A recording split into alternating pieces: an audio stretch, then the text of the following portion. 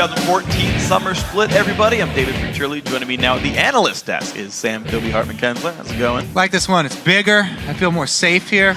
The other one's pretty high up. Yeah, I'm afraid of heights. I'm glad I can't actually see the sides because I would just freak out all the time. Now it's time to see what you've been saying over on Twitter. Earlier in the show, we asked you which position has the deepest talent pool in the North American LCS and why. Here's what you guys have been saying and sending our way. At Gerby876 says the jungle has the deepest talent pool with Meteos, Crumbs, Dexter, and Helios. The jungle is unstoppable. Yeah, the jungle's got a lot of imported talent as well. I definitely agree with that one, especially the guys he just listed, performing really well just right off the bat. Yeah, they've been pretty awesome overall. Next up at Skull Smashers.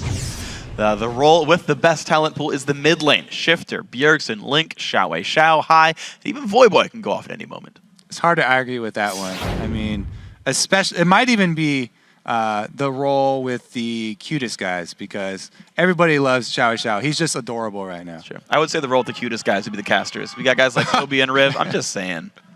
Guys. You all know what we're talking about. At Dirty Dots LOL says support. Crepo, Afro, Special, Lemonation, and Glebe are all on the rise. All of them make plays for their teams. Have to say, one of the most successful things that the Balance team has done is empower supports. Yeah. They are now one of the most spectacular roles. I love watching supports making plays throughout the entire game, not just in laning phase, but for the entire team. The double bubbles, want to see some more of those. Those are a whole bunch of fun to watch. Next up, at Cyrus Nos. Nos, I don't know why I said the K out loud. It's okay. AD carry for sure. Even the bottom teams have incredible ADs like Robert X. Lee and Altec, and even more amazing ADs are hiding in the North American Challenger scene. A lot of amazings in there. Yeah. But the amazing is a jungler. Yes. But as we know. The ADs, though, they also have big trash talkers, which is always exciting. Double lift. Yes. It wasn't even mentioned, but we all know. Money in the bank, man. But for you, Johnny Come Latelys, you can still send your tweets our way. Just send it to @LevelEsports. Use that hashtag LCS. But now let's send it over to Riv and Jat to take us into our next game. Thanks, Freak. We're shifting into gear for LMQ versus Counterlogic Gaming. And with Dig's win over Team Solo Mid, both teams will need the win in order to keep pace and hold on to share first place. Yeah, and let's be honest, LMQ had a rough week 4. They did not show the type of shock and awe dominance that we've come to expect from them that week. Instead, they tried a lot of new things. They did experimenting. Xiaowei Xiao had that Pantheon game against Curse, which definitely snowballed against them. And those things didn't work. So we may see them return more to their comfort zone this week if they want to start winning. Sounds or like continue winning. Right. And we have to remember the first time these teams faced off, it was LMQ that took the win in their perfect 4-0 Super Week. Yeah, and if we think back to that game, CLG made some incredibly aggressive moves, kind of daring LMQ to respond to them, like at that Baron fight that happened when Xiaowei Xiao kind of cleaned up. LMQ called their bluff, and it cost CLG in the end. But last week, CLG made the most of their relatively easy schedule, which isn't something CLG used to be able to do. They went 2-0 against the easy schedule, and for the first time, CLG hold onto first place going into a week. So they'll be fighting hard to solidify their stake. Absolutely. CLG blamed their loss to LMQ on uncharacteristic mistakes, and they say LMQ are going to have a harder time as teams get more familiar with them.打 CLG 的话，我们赢了一次，但是上次的前期处理上还是有一点小小失误，只是中期我们就是说尽量把我的发育给拖起来，然后进行团战才赢得这场比赛。They pick up Dexter. LMQ keeps going. Ackman to the back line.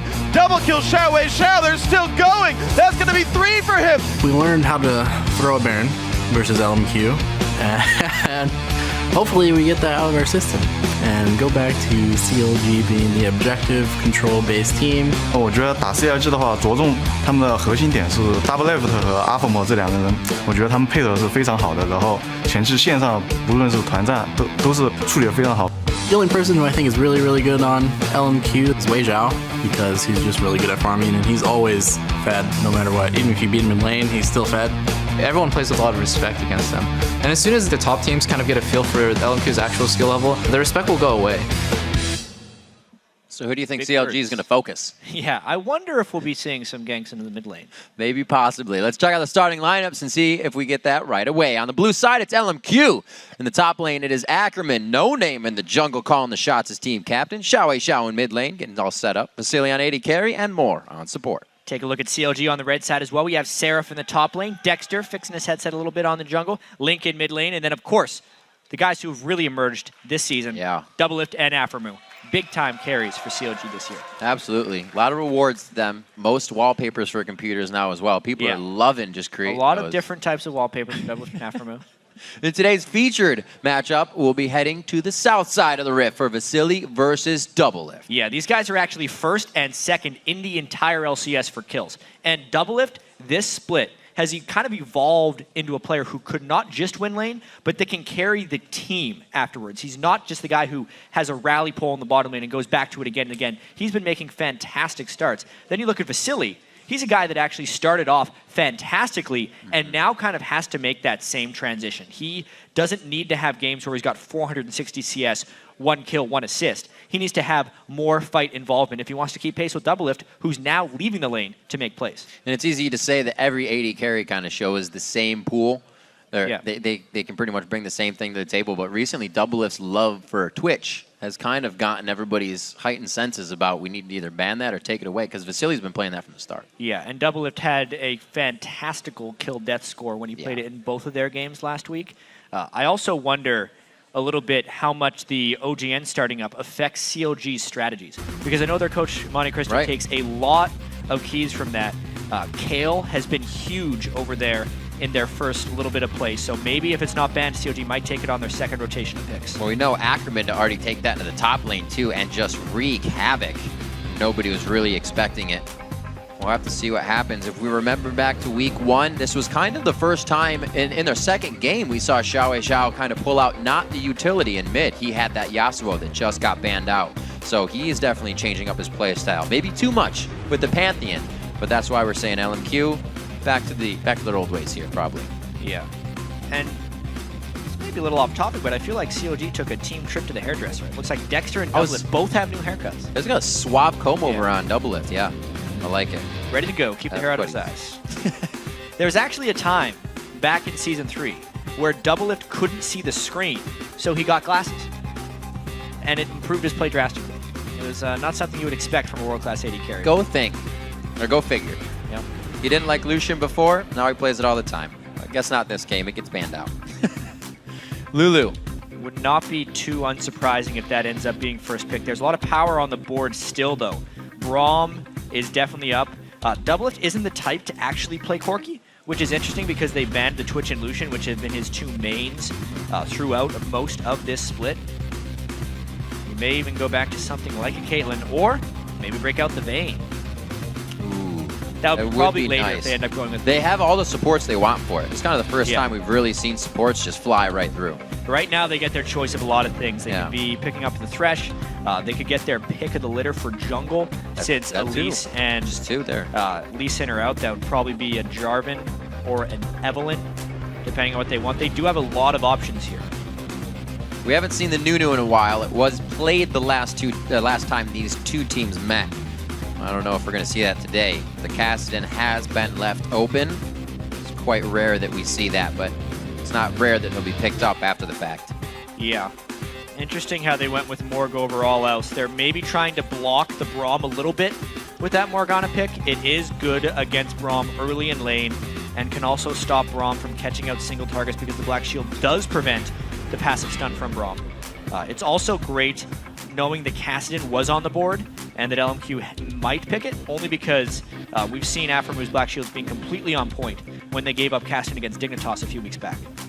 And junglers kind of going to the wayside here without being picked yet. Really rounding out what the lanes are going to be having.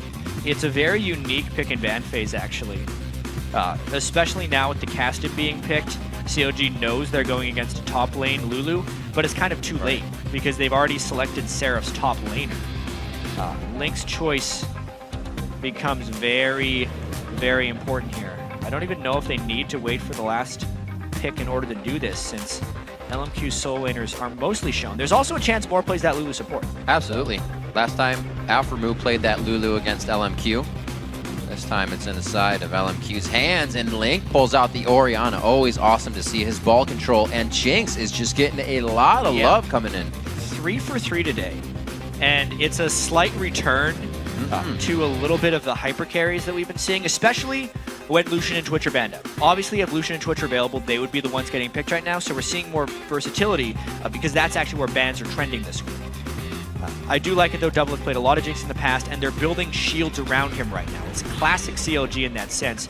The Orianna shield and the Morgana Black shield. Right, we used to think that having Thresh was a must with the Jinx, with the no escape, but if you can shield it, you can play it right. Stand and fire. You're gonna see another Jarvan coming in here. See if No Name would try his hand at this. Like we said, only Elise and Lee Sin have been banned out here. And Nunu See why not? was played the last time these two teams met. So, I mean, No Name pretty much, I don't think he's shown us everything he plays either. Still got to do quite a bit there. Yeah, Jarvan definitely making a strong case for a comeback. Obviously, it's because the Lee Sin and Elise are banned. But it's these teams really trying to push the limits of each other's champion pools. When everyone is playing Twitch and Lucian, Elise and Lee Sin, since there weren't any other like giant OPs on their minds right now, just forcing those positions instead of just trading powerful champions to each other, forcing people onto different things that they don't have as much practice on is valuable. Dexter had a great game on Vi. Even if he built incredibly squishy, it was still a good game, and he's going with it once again. A lot of damage built on him last time. If you just remember, under the turret every time he could to probably on that Vi. We'll see if he does it again. They have a great team for diving into composition with the shields. Both look like they actually got quite a bit of the picks they wanted here coming in. I mean, CLG looked for the most part exactly planned. Ackerman had a very good game on Lulu 2 weeks ago when they just destroyed Complexity in that one. The one thing LMQ has to worry about actually is having a low amount of damage on their team. Cast and Lulu aren't exactly the highest damage solo lanes. Jarvan not a high damage jungler. Caitlyn also needs until incredibly late. So if CLG makes a lot of aggressive moves early on in the game and forces some early team fights, that could be their path to victory. And that's something that we have to keep an eye on right now. We're going to check in over at LOLesports.com to see how you're calling this game. As always, it's this time 60% of the vote going to CLG to take the win. But as things often change, if you feel the tides are changing in this game, update your vote by tweeting us at LOL Esports, then use the hashtag LMQWin or CLG win. See if CLG can come out strong in the early part of this game. They said in some of their videos and the bumpers and the pre-reels that they want to go back to being the CLG that takes all the objectives, that can control the game from the get-go and not have to scatter to do that mid-game. And that's something they've definitely made huge strides towards during this summer split. Team that plays faster than all the other teams in North America and still has the person with the most kills. So they're playing very efficiently, both enforcing the right fights at the right time and ending the game in due fashion. And see if they can hold off the aggression of LMQ, a team that wants to go into each game with a pedal to the metal, and they won't even stop if the first time it does not work. We're on to the Rift. The fans are ready to back up their favorite teams here. You see, the Cassidy and mid will remember that pick. Our featured matchup, Doublelift and Vasily. It'd be great to get a standard lane between those two. It'd be very dangerous for a Jinx, though. Yeah, also critical to note that the winner of this game goes into a tie with Dignitas for first place. So a constant battle for that. There's really this 5-team race for first emerging in this North American LCS. Such a competitive split. Dang. CLG also has more fans. How about 21% more of the vote? Yeah. Oh, it's changing. Updated on the fly. Keep it coming in. Some very interesting level ones we've actually been seeing lately. Because most North American teams in prior weeks had been grouping as 5 and running in for deep wards almost immediately, and then using the knowledge of that quarter of the jungle to try and plan their level 1. And they'd often kind of steal one enemy buff, take one of their own buffs, and trade 2 for 2. Yet lately, I've been seeing more of these defensive formations, especially when I was watching the OGN games, where the teams will place as many wards as possible during the defensive line strategy, and then group around 1 minute and 40 seconds for a late invade.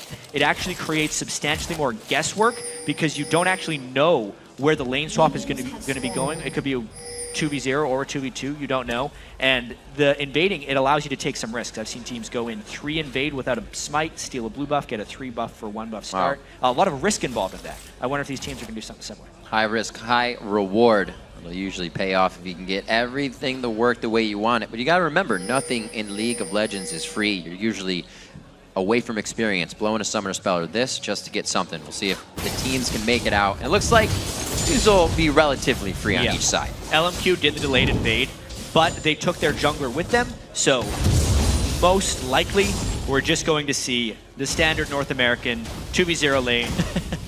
As it is trade now. the buffs. Yeah, they could have tweaked it a Absolutely. little bit and invaded with 3 since they would have had the advantage anyway. Not brought their smite, had No Name solo his own blue buff, and gotten a 3-for-0 buff start. That actually would have worked 100% in this scenario. Keep an eye as well. Our featured matchup, like we said, is the ADs, but on Dexter and No Name. How much this affects them as a jungler. Right now, again, we see the early back and forth of the jungling and dragon aggression. But does this hurt No Name or Dexter is more? Like having to share farm in the jungle, not being in the lanes as much. Look at that. Moore's really in sync right now. Oh, rhythm. Look at the rhythm.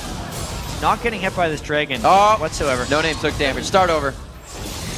Let it heal. Yeah, they get a good instead That's of a great. At the end there. Got a Look little at that. sloppy. Dragon at 2s and 1s, and he still has enough HP to get back into the jungle and continue soaking up experience. The exact timer for CLG though. So they will know when to contest that. It doesn't actually have too big of an impact as of yet because no one's able to shop to take advantage of that gold. Dragon doesn't give global experience anymore. So it's very much just what LMQ does because they have their AD carry support bottom lane. That move will become more valuable next patch actually, when the early game Dragon gold increases. But not today. That's true. You see a lot of teams are able to kind of fluff that off right now. Once it matters more, there'll be way more movement. Maybe not as many 2vs nuns either. Up top, it looks like CLG is going to start claiming the other side of what they're making their jungle right now. And you can see playing very safely as they come away from that back into their own side. 5.4 to 4.9, so just that early dragon gold is really what's giving everybody something to win a lane with. No CS though. Yeah, there's a few things we need to be able to track when we see these 2v0s happening. It's obviously mid laners, because it used to be when you'd have lane swaps, mid laners would get these isolated matchups. Right. You're actually much more likely to get ganked now because of the increased roaming capabilities, and mid laners have to play much more passive. So Xiao is playing incredibly aggressive pre-6 on Caston right now and getting away with it. The other thing I want to track is the gold of the junglers at this point, because especially listening to Cloud9 talk last week, when Meteos was taking all of the jungle farm while they were two-manning the jungle, because the first jungler to their big jungle item, whether it be Spirit of the Ancient Golem or the Elder Lizard, is really big as far as power spikes go. Ackerman's still level 1. Oh, Dexter could Q over the wall. He's going to have to flash it as he sees the hook just come out of the brush. Moore took an early step there. Very good aggression. They've blown the flash onto Dexter, which will leave a little bit of pressure in some lanes, but this allows LMQ to really wreak havoc on the jungle now. Yeah, so that should delay Dexter's gold a little bit. He's pretty much dead even with No Name in gold right now, but he was sent back to base.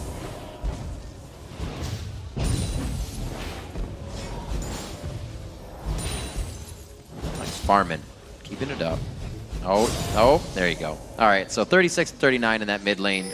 All the consumables for Xiao. You knew he was going to be having some gank pressure, but like you said, they're almost not getting the gank pressure anymore. It's really for everybody to soak up the experience, and I don't think we've actually seen, Dexter or No Name or just other teams give that CS experience to Meteos as other teams do. It also feels like LMQ is using a little bit more in the jungle as a support, instead of just sitting in lane with Vasily or helping out elsewhere. So that is just redistributing their jungle gold a little bit. No Name's getting a little bit less, and they're trying to let Ackerman get a little bit more. Seems to work out. Kobe and Freak were talking about a little bit earlier that since all this roaming happens, the supports, now Aphromoo is at 4. Very low as the game gets to level 6s and whatnot. Changing everything about the fights. Right now, CLG actually going hard on the top turret. Yeah. This is usually what we used to see with Jinx. They're going to be doing that just before that mark, 7. The damage reduction isn't completely off the turrets, but Jinx gets to break a lot of rules. She just attacks turrets so damn fast in that minigun form, so they can take that turret down early if they want.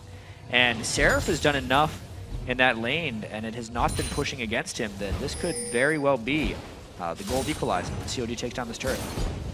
Let it destroy as much experience as CLG kind of starts to set things in stone. As we said, they had that dragon ward before, so they know the next time dragon's coming up, this will allow double lift relief or pressure relieved in the top lane that he has to make.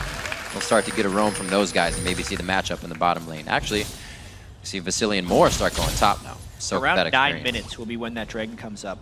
And it is interesting that LMQ has decided to do the lane swap now, sending Caitlyn up. Because that may end up making them forfeit the Dragon. It depends how quickly they shove that in. Basically, CLG, is instead of sending Seraph up there or keeping Doublelift up there, is probably just going to concede that turret and maybe try their own push down the bottom. CLG always wanted to keep a turret edge, so maybe they're trying to get a head start on this bottom turret by sending down Afro and Doublelift. Glitter lances that one more. This is going to be a perfect line for Doublelift to just start soaking up. He's more than happy to get back and farm this. Dexter is also making presence in the bottom lane, seeing if they can't get rid of some summoners or ults. He's just going to hang back for now and go ahead and farm out white. So No Name knows Dragon's coming up. Everybody seems to be setting up for this. 1 minute left onto that as Seraph returns to the top lane for himself. Got to remember, last time Seraph was on Jax, and he had 2 kills that game, but they still weren't able to pull it about. His play has definitely seemed to be a little more solid, as we see Vasily just kind of clocking him out of lane there, trying to soak up 7-4. He's playing a dangerous game. Yeah, poor top laners in this game. With such an extended 2v0, they have not been able to get farm up until this point, and Caitlyn is one of the best at harassing while you're under the turret without taking turret harass. Misplay by Moore. The kind of a tell here on the aggression. You see No Name waltzing in as well. Very slow gank. No boots on No Name. Just trying to get in for this first bit of pressure and relieve what CLG has now rotated to the bottom lane. Yeah, and honestly, the exacting timers don't seem too great on Dragon. Oh, Dexter from the backside. Doesn't have his ulti. Level 5's only Doublelift level 6, but you can see they completely out-level any 3 they were just looking at. Yeah, it's Xiao and Vasily who would want to be involved in any type of meaningful fight at this point. Doublelift being 6 could be a great closer if they got something, but they actually sent Dexter back for wards, and with Vasily making it down bottom, and Seraph still not being level 6, he needs to be very close to level 6 here. Judging by the minimap, he actually did just hit level 6. This Dragon could be a massive engagement. Teams are really actually geared up for taking this right now. CLG doesn't have the vision control, so they might not actually be able to contest just due to safety. Oh, LMQ. Get it. Walking forward to the bottom lane and really not grabbing any definitive aggression, but just map control in this. Very good play by them. Even with, we saw Vasily in the top lane just a few seconds ago. They timed that perfectly, have him bound down bottom.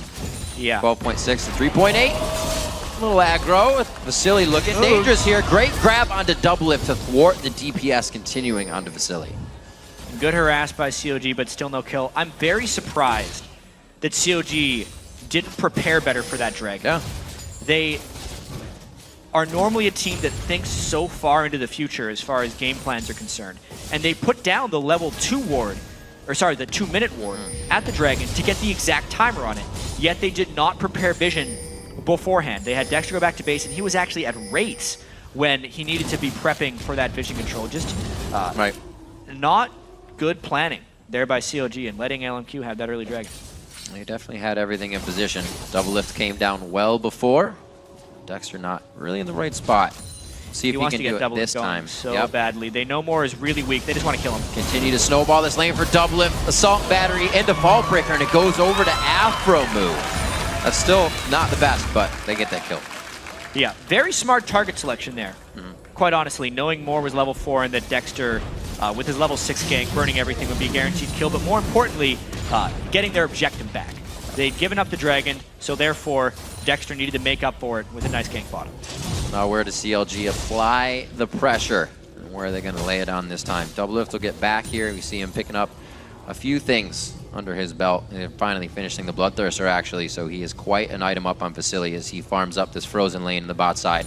Xiao 100 to 105. Link, no one to mess with in that CS in the mid lane. Those two will stay quite close all game. Yeah, Link, quite the farmer.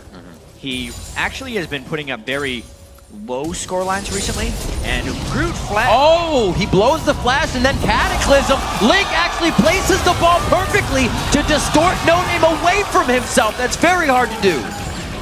And Xiao went rather far in that one. It was a 1-for-0, and he really wanted to make sure he got one kill back. But he ends up giving 2 to Dexter, and a Vi who was ahead is almost 3 times better than a Vi who was behind. It is just so important for her to have that lead. The 2 kills on a Dexter is scary. And there's the pressure right from Counterlogic Gaming to the mid lane now as LMQ tried to make a move. CLG bites back immediately. Yeah, and as you said, Riv, check out the shockwave from Link, because obviously he flashes the EQ. And like you would expect from Jarvan, he ults immediately after the flash. The damage didn't necessarily land, but then this is the biggest thing. He ults him as the Vault Breaker Oh, he got hit punched. Dexter. Wow. Yeah, so it was just a huge burst of damage while the turret was hitting. And then Xiao decides to go out instead of in to try and guarantee the kill on Caston because they were already committed. That's the way LMQ plays. It just gives a lot of power back to CLG. Just super save from Dexter. That would have put No Name right in range for that last auto attack, actually. Still playing a little bit of vision game here. The ward battle to win the all-out war. And it looks like it's going to be 1-for-1 in this ward battle. Yeah, CLG, especially with Double Lift farming up for the late game, are probably feeling very comfortable right now. They know how little damage LMQ's generally doing with their team comp. Caston needs a lot of levels actually now before she starts really blowing people up. Ackerman's going to need a lot of ability power before he can become effective, and Vasily as well needs to hit about 4 big 80 carry items before he can take down Seraph in the front line, or even Dexter, as Dexter's doing the damage build on Vi. You can see CLG is ready to continue making moves as well, getting ready to place pink wards, even Double Lift, grabbing those up. We've seen more 80 carries start to participate and winning the map as well as winning their lane recently.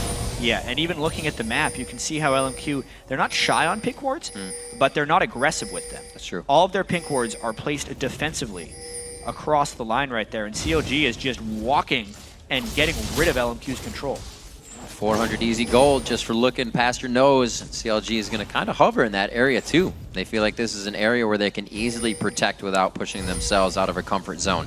1:30 on to Dragon. It looks like they're going to get here early this time, kind of set up shop. Yeah, so this is the Dragon where CLG fights. Or they just catch LMQ beforehand, because Dragon fights actually start well before the actual Dragon spawn. Nice little trade there. Good call by Dexter. He was still waiting for that Q to come back up. Didn't want anything crazy. We do see No Name, though, to make mention of the Jarvan build. We saw the Golem last game. He throws himself onto that Lizard first for the early damage. Yeah, still putting more points into his E than his W, though. Obviously, every Jarvan maxes Q first, but I've seen a lot of them max W second. No Name going with a more aggressive tone in this game, as LMQ likes to do. Yeah. Probably relying on the Lulu shields, hopefully in a fight. Like we said, still waiting for Xiao, that man on your screen, to pick himself up in levels. Still has a chance to be chasing down Double Lift, creating plays for the team. You can already see more in the rest of the team. Now they're starting to feel a bit more comfortable about their pressure, and they're starting ward. Well, level 11 is rather important for the Caston. Big cooldown reductions onto his Riftwalk every time he gets a new rank in that ultimate. And LMQ is maintaining pretty strong control. Getting those early wards down towards the Dragon area are quite important. CLG is a little hesitant to actually go in there for vision right now. We'll see if they can use Dexter. He's been having a bit of a shaky game back and forth for Counterlogic Gaming, but these Vi games have really seemed to put him on an upward momentum shift in his gameplay. Waiting out, perfectly hits the Q, max damage. Not like it's the most difficult thing to do, but it looked good. 16-minute Dragon going down over for Counterlogic Gaming, and they do start to cycle back some priorities in the game. Yeah, CLG is in control right now. Seraph has kept his farm up in the split lane, completed the Sunfire Cape. They got the Dragon timer down right and showed up, and now they could get a team fight. Very close. Flash will do. Thank you very much, says CLG, as they now have pressure on the mid lane turret with Double Lift here. We haven't seen the Jinx play very much, but you got to remember, these turrets fall very fast. Even though you don't have a champion on that Triforce. CLG makes the way safely. Remember, they just got that Dragon, and they've split the gold by 2,000 now. Almost 3,000, actually. And I mean, we did hear them talking in the pregame about how a lot of teams are giving LMQ a lot of respect because they're a new team. But once they start seeing them lose, they can play some more aggressive moves. And CLG is daring them into a lot of stuff here. Very back and forth. Aphromoo trying to do what he can before he goes down. It's a 1-for-1 so far. The Retribution kill. Just about 30 seconds on the clock, so not much can be had after these fights. Great damage. Double Lift getting excited here. Could get another one. The zap hits Ackerman. He's left with a pie in the face, and it could be the catch-up Blink on the Dissonance. The rest of the team gets it on the backside. Double Lift just out of range. The Wolves kind of hooking him up now. Another Dissonance. Now they speed up off the slow. Link so close. The ball movement. Vasily on the backside gets Double Lift to go down. That's a shutdown for him on 2 kills. and somehow Ackerman gets out alive. That was a fight that was so right for CLG and then ended up actually going wrong. So as it started, obviously Aphromoo does get cut out without a black shield, which creates everything. With him in there, it created a fantastic wombo of damage for CLG, which is why LMQ got so low in the first place. But then the target prioritization, and honestly, Ackerman's glitter lances as well as Vasili's positioning carry this back. If CLG stops here, it's a great fight. Man. As they dive, Ackerman gets one glitter lance down, and then somehow in the back, we saw the Ackerman trade. Watch Vasili finish off Doublelift because the glitter lance tagged him, and then Doublelift was too low and Vasili chased him down. So the split fight and the over chase by CLG ends up equalizing that fight and making it not a loss for LMQ.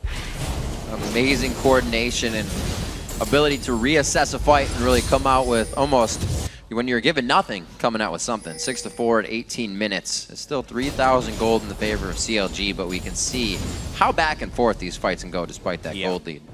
I mean, that's the danger of CLG. Even with the Doublelift resets, not being able to close down on some targets was a little frightening.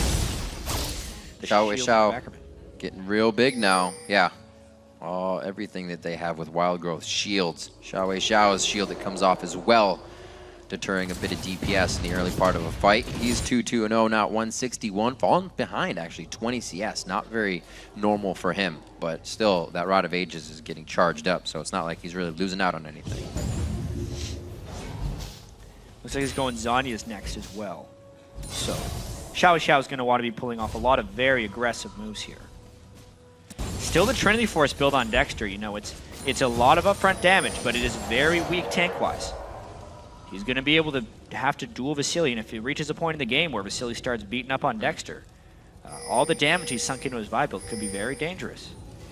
This is really what CLG has started to become with this Vi in the jungle, is a shock and awe team. If he can't get in and out quick enough for somebody to die, then they're not far enough ahead to use it. We'll see if it happens right here. In and out, quick enough to get someone to die. Whoa! The Lantern on the other side. Vasili. Oh, Aphromoo going down here. Oh, very good save by Dexter as he squeezes himself in. Link was there to be a bro as well. And it looks like CLG is still thinking about putting pressure on the turret with one lowly caster minion. Yeah, CLG threw the kitchen sink at LMQ right there and still didn't come away with a kill. So Vasili somehow makes it out, thanks to some sneaky moves by Moore. Whether he's on the Blanc, Nidalee, or on Kassadin, Xiao always has one person up. One more time on this. Yeah, I mean, they tried to combo him down before he clicked the Lantern, but... Oh, man. Moore actually threw the Lantern a little bit ahead of where Vasili was, but the Shockwave moved him back to make the click easier, and he just got womboed back and forth into safety. I don't think he's going to leave. Nope, tricked ya. Xiao still worrisome. Staying. Well, at least they pulled this over, but now you have to consider how many resources are being used. Not many, just Dexter. CLG's setting up to guard everything, so just getting him out of the way. And CLG's pick is on cooldown after they tried that on a Vasili, which means Xiao can do whatever he wants. Sure, Dexter came for him, but he knew he didn't have an ultimate, no closing potential. He just happily rift walks away. Makes it easy for himself, a Houdini of escaping. Easy to do on Kassadin. 4-2 in turrets is CLG, as they've been saying they want to focus on, getting more of the map control in their favor, getting those objectives down. It seems like they're going around the horn pretty good on that so far. LMQ clearing out their jungle. We see No Name backing here and a bit of the gold. Oh, that's been going back and forth. I mean, the early game did seem to go in LMQ's style because they were having the proper dragon control, but honestly, Dexter got pretty strong off that mid lane gank, and he's been doing a lot of control since then. As well, the teamfight presence of the Shyvana right now from Seraph is rather impressive. Knowing Dexter's level 11 coming into this next dragon fight is very critical. If CLG can get another nice combo of Shockwave plus Shyvana, I do not think LMQ is going to be as lucky as they were last time in escaping. Let's see if CLG can get control. First LMQ play style to go headstrong into these fights and not really worry about too much. Good dissonance damage to start it off. Huge poke. Give the LMQ more of those Link can land, the easier this dragon becomes, especially because LMQ is going to have to funnel towards CLG. That catch, though! Oh, no, double lift getting caught. The Cataclysm almost zeroes him out, but they don't have enough focus now. He's almost being hidden by Dragon and the rest of his team. Now he's healing up off a Dragon. Almost actually heals the full Xiao damage. That's Dexter takes a ride over the wall, goes for the long haul, taking down Xiao. A great shot coming over Ackerman, hits the glitter lance. Aframu, this looks like a sore situation. He goes down. Dragon's getting pissed right now, and he almost gets a kill. Oh, Link, he's able to come up big with a shield and an auto attack from Clockwork Windup. Ackerman now coming off on the other side, almost getting a glitter lance down that could zero out both Dexter and Link, but they spread it out, and they're going to be back in. And Riv, we thought the Dig TSM game was going to be the bloodbath. This is the bloodbath Give me we're going to that have again. today. Right at the start when Doublelift gets hooked in, because of the black shield, they couldn't get the CC on him. And then it's all about LMQ trying to dive, but they do not have that much damage. So Doublelift can hold them off for a while. Eventually the damage arrives. Xiao gets tracked by Vi. That's one of the big reasons Dexter picked Vi. He's used that ult on him multiple times. But then again, we've seen the story before. The cleanup crew, Vasily and Ackerman, they're the ones that are unaffected by the rest of the fight, and they are cleaning up. Then at the very end, Vasily tries to make a monster play. Wow. As he often does in solo queue to get him in trouble. That's seeing a little bit of the That's Vasily we know right there. Bringing that out of the woodwork. 10-7, the bloodbath ensues, and we're back to the Dragon already. Everybody's up, everybody's in position. Shockwave up, Morgald and Vialt are down though. So CLG a little bit weak, at least for the next 20 or so seconds. Perfect on hitting Seraph with that. Still get a little back. Dexter gets grabbed this time. That's the big initiation they had for the last fight. A perfect wild growth on the team of CLG. And it looks like CLG's backing off slowly, trying to reassess the fight. All the shots are coming from LMQ though. Doublelift now knows he can answer back. There's two members in front. Vasily is still going in a 3v1 situation, but Doublelift comes out on top with a double kill. Doublelift is getting real fed right now. That was a great fight for CLG, but these teams are not backing down from either one of us. Whoa, whoa. Alframu going deep. Yep. Oh, he hits it. Wait, the caster minion. Oh my gosh, that just happened.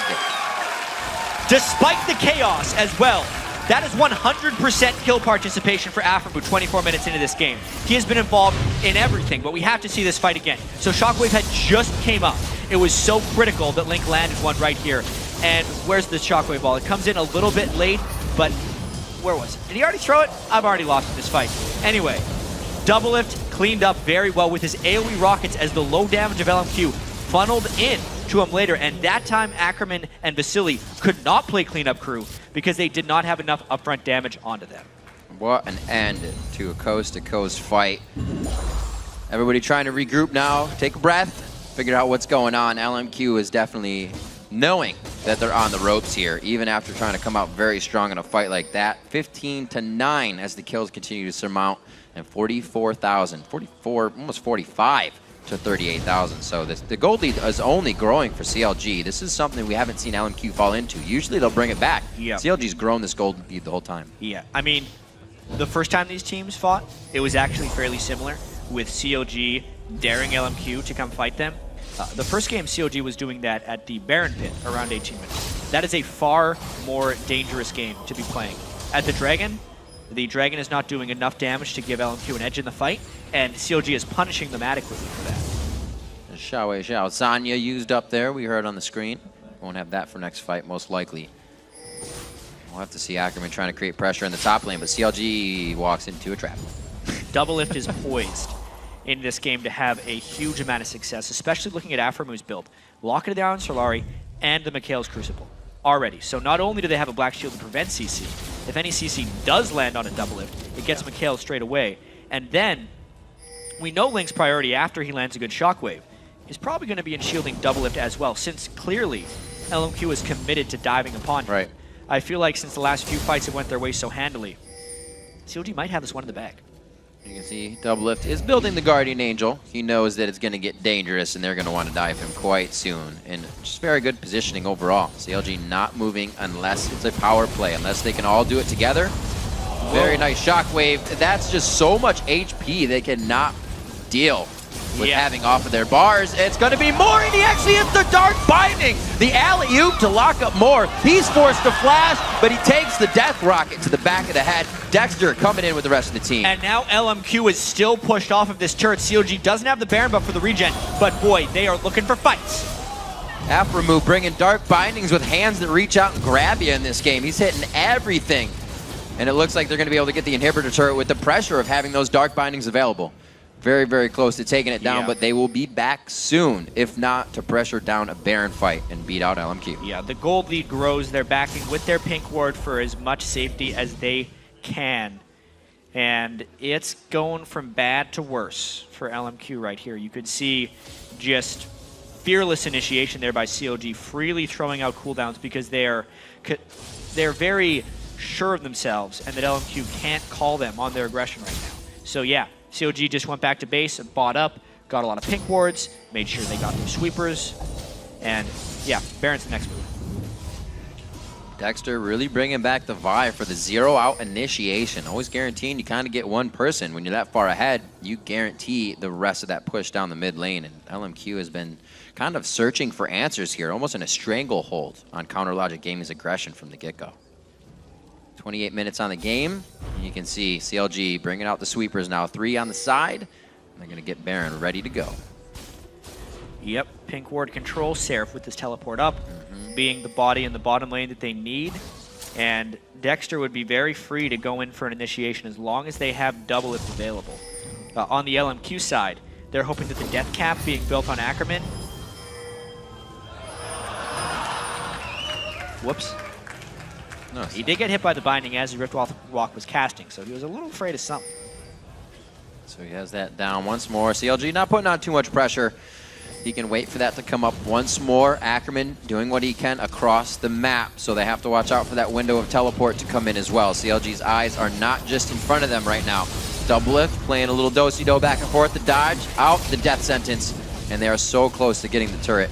Remember that bottom inhibitor turret's healing back up right now, so they're going to have to work on that This again. is a next wave endeavor. I wonder how long Ackerman is going to push up the other lane right now. Getting the He's pings. not the fastest pusher. CLG wants to force the TP. Look at that jump! On to Vasily. Oh, the shockwave as well. The ball delivery doesn't just have to be on a cow, and they're going to continue to go. Seraph a little too close, flashes out of that one. Dexter wants back into Cataclysm, and he thinks twice on that one. No Name in the front. One last shot from Doublelift on the rocket range, and he's able to get it. It's now onto the inhibitor turret, Jat. It's forced Ackerman back to the fight, and it looks like it's not going to help out too much either. Yeah, Ackerman keeps coming around the side. He did land enough cross-team glitter lances that CLG has to fall away, so a somewhat successful defense, all things considered, because CLG had a very clean-looking initiation.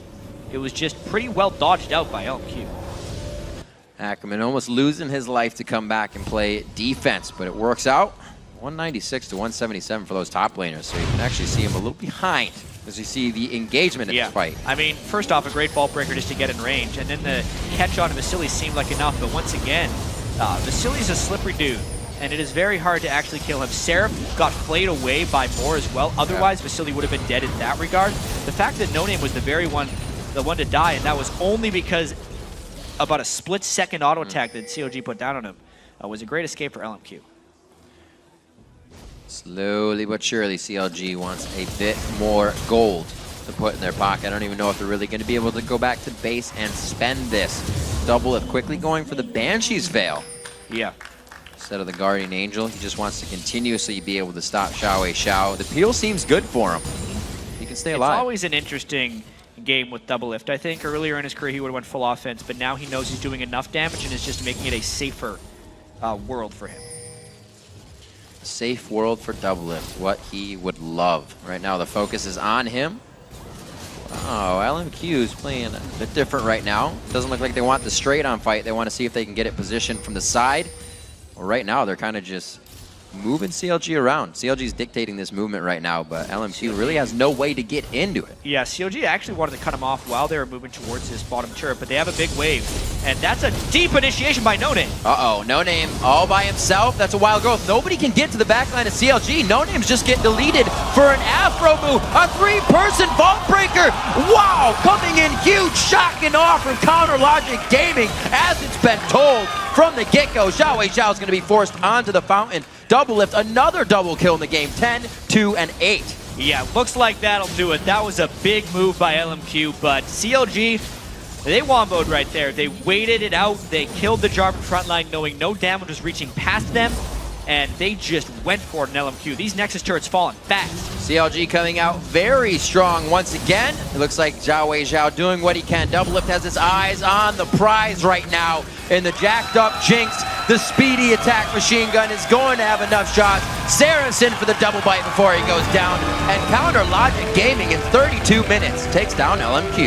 Yeah, hey, this is how CLG has been playing all year. It's only getting better at this point.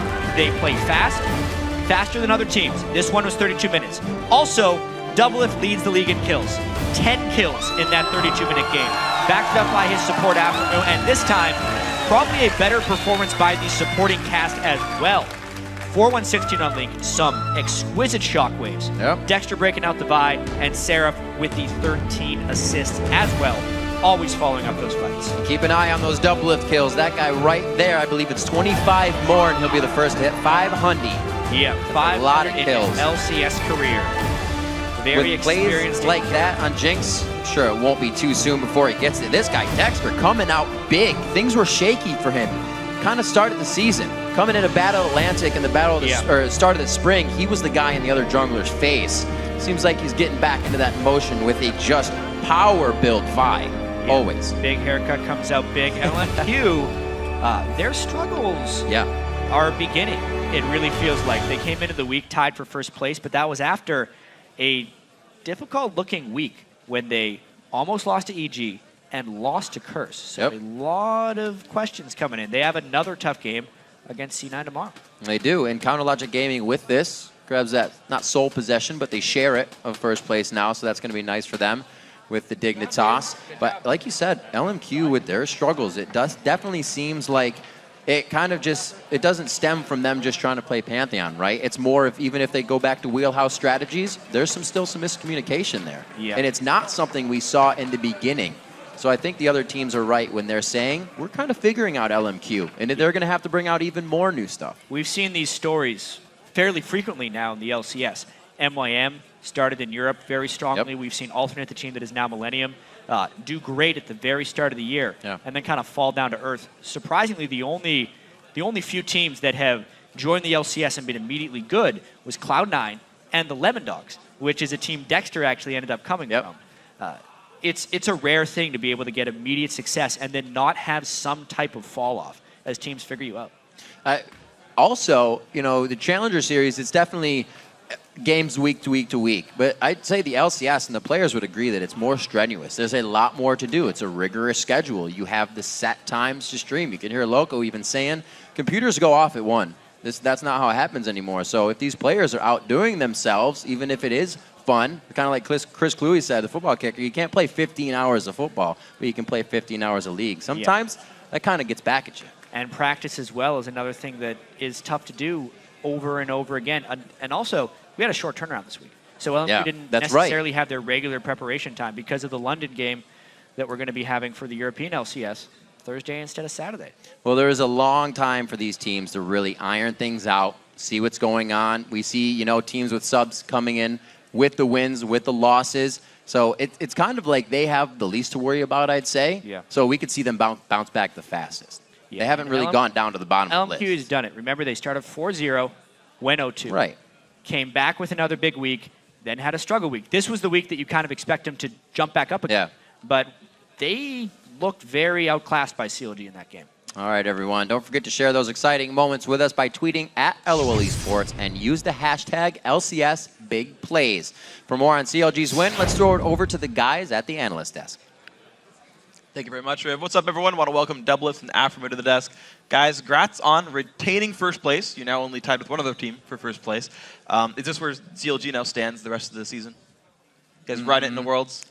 We have a lot to work on. So, I mean, I personally feel like we kind of lucked out into first place. We haven't been playing like the best team in North America, you know, by like an outstanding margin like Cloud9 did last season. So, yeah, we have a lot to work on to retain first place. What are those issues that you're trying to fix?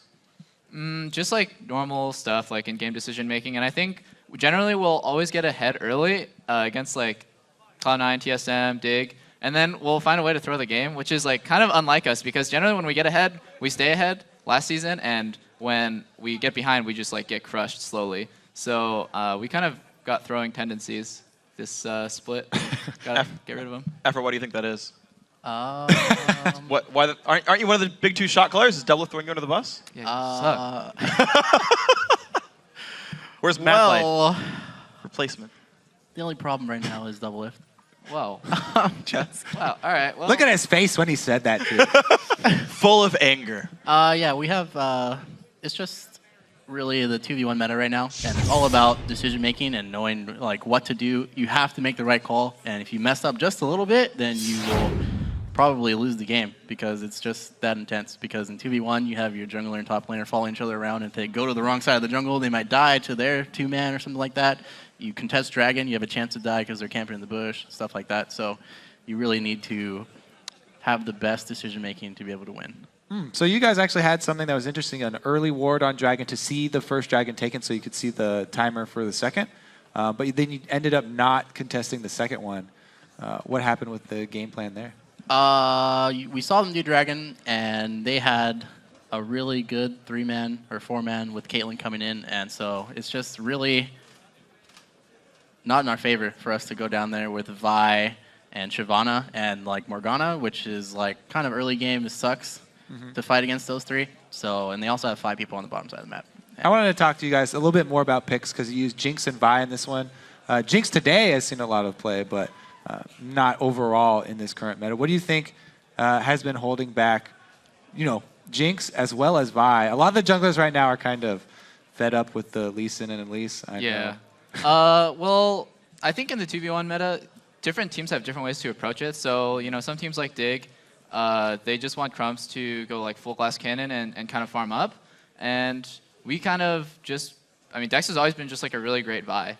And I didn't know that other teams played Jinx either. Like, it was really confusing to me because PewDiePie picked Twitch was up and he picked Jinx over Twitch. And like right now, Twitch is such a high priority pick that it was like, well, that's just classic PewDiePie to just like do something so random like that.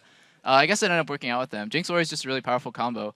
And it's not like we scrimmed Dig or anything. And like I knew that they played Jinx. We just like kind of figured that out on our own, I guess. People have seen the shockwave into Rockets a couple of times, I think. Yeah. So then, I guess kind of seeking forward a little bit, you guys are playing Curse tomorrow. You guys say that you still have a couple of issues to fix. Curse are like wildly inconsistent. They'll like crush really good teams and they'll lose games they're not supposed to. What's your kind of thoughts on Curse and also your matchup against them? Well, I think that whenever we play Curse, we get really behind and then they just randomly make a bad decision and then we win. So yeah, generally against Curse, I think it's so scary. I just get flashbacks to last split when we had Chowster subbing for us and they took like every tower. They had like 7 towers up on us, like 10k gold lead, and then me and Chowster just like made some random plays. We had some really good shot calling, and then all of a sudden we just like won the game. But to me, that kind of win, it doesn't feel like a win, and that's how a lot of Curse wins feel like. It's like we're getting pressured early game by them super hard because they just make great decisions, and then they just like suddenly lose a team fight, and then they lose all pressure. It's kind of random. So we're gonna have to work on early game against Curse a lot. It feels like a win to me, man. Whatever, man. I hate when you see the victory screen, Afro's like, Exactly. yes, that feels good. All right, well, let's talk. Speaking of team fights, we have a play here to bring up on your screen. This one is a team fight in the jungle where you guys win the team fight, basically. And then Double just walking a little slow here, and the straggler gets picked off at the end. Yo, I thought my team saw what's going on. Can you walk us through not this fair. team fight here? Yeah, we got Link right here says they're on me. And then they follow up on this hook, which is the wrong thing to do against Jinx Ori. When you get a hook like that, your team, you can't get wombo combo. Like you see that Ori, like Shockwave hits 2, then Shyvana hits 2 with her ulti, and then we just clean up right here. So right here, everyone's calling Vasily. So I get the reset on more, but Vasily, really quick reaction time right there on the heal and flash, gets out. And then right here, pushing mid. The call to go mid, but everyone gets bloodthirsty. And yeah. And so did you actually make that call to go mid? Yes, I did. Yes, we did. And I thought for But it's sure all right. that somebody was paying attention here, but my team just kept chasing forward. My team sucks. Link and basically. Seraph just running ahead. Yeah. Can't hear you. My team sucks. There's a lot of call respecting that game. I gotta say, it's unfortunate for you guys. So then, what is that? Is that a lesson you kind of bring back home? And you're like, guys, I yelled mid. Like, how often does that even happen with you guys? With Afro, it happens a lot, actually, sadly. Afro will make the right call a lot, and then people will listen. So, Sorry, buddy. is it something to do with the tone of his voice? Does he need to be harsher, or is he too when we nice? get back home. Are you Are you friendly with too many? Are you too friendly to your team? No.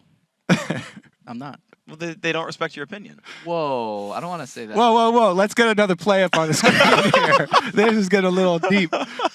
This one is a dragon fight. This one's really fun to watch. Double lift, you start this one off by getting hooked. Yeah, I actually, and whenever I get hooked, we guarantee win the you fight. got hooked? I'm not even joking. Yeah, I get hooked right Are here you on Dragon. serious? Watch. I'm just standing in like a pretty safe spot. Like in my opinion, You're behind it's a pretty Sam right safe now. spot. This is a wait, different I don't dragon get hooked. fight. You suck, Kobe. This is a different dragon fight. on. They tricked Step me. it up. Okay, so we just killed a front line. Right here, I'm just yelling front line, front line, front line, and I have a rocket lined up for the Zonias right here. And like everyone just dies to our ridiculous damage. And because Vasily's dead here, I don't even choose to chase the Lulu. I just start pushing away No, because you know I have it, man. yeah, I know. Afro's got this. This is a pretty slick walk away my after you hit baby. the binding, too. Oh, Exactly. You press the S key after you throw the bind. whoa. The disrespect. Well, he dodged the glitter lance is why he was walking back, right? No. Sure. You I just knew it know. was gonna land. Okay. So why in this case was it okay to chase the kill, whereas before you had to push? Because we didn't want him to recall into bush and get Yeah. away. That's fair. That would suck. I'm mostly just trolling you. I know it's the right call. I just I hate wanted you, to. freak. Mostly. I just got Suck. trolled. They picked the second dragon fight instead. I'm replacing you guys. What? You're replacing us. Actually, no, I don't want to. Yeah, Be a I pro mean, player. I have to be a pro you player. You want to do season 3 Worlds again, where you don't make it and you can sit and No, with us? we not do that. Let's not bring that up. Salting the Whoa, moon. whoa, whoa, whoa, whoa. That was a Team Salty mid moment right now. All right. So you guys say you're attempting to fix all your calling issues, right? You're saying there's still things to do. You don't quite feel like a #1 team. You are still tied for first. A lot of teams are actually fixing their issues by bringing in new staff, right? You've got Coach Odoku, you've got Helios coming and things like that.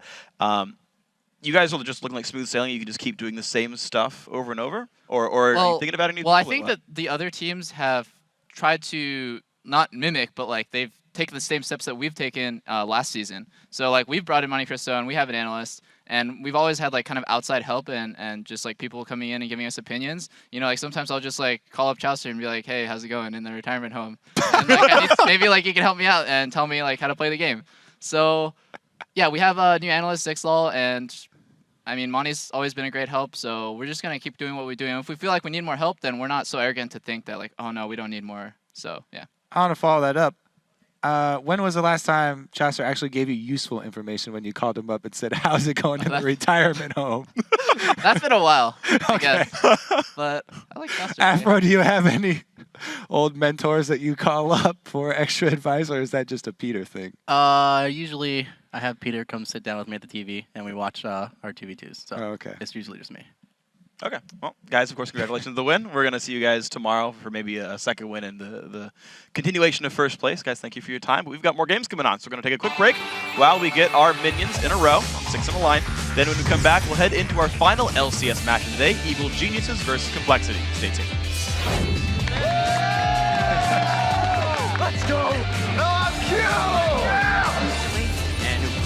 Oh, he blows the flash and then Cataclysm.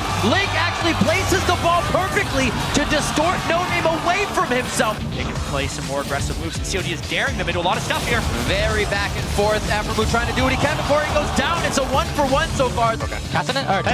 Take block. I'm on Jarvan. Front line. Nice.